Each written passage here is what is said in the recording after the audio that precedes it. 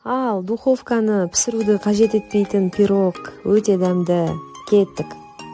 300 грамм печеньені алып, ұсақтаймыз. Мен блендермен майдаладым. 150 грамм майды ерітіп, печеньеге қосамыз. Екеуін араластырамыз, формочкаға салып, стаканмен бортиктар жасаймыз. 33%-дық 150 грамм сливкеге 2 ас қасық сахарная пудра және 200 грамм сливочный сыр қосып, миксермен араластырамыз. Одан кейін банан турап дайындаймыз. Основа түбіне вареный сгущенканы жағып, банандарды тізбектейміз.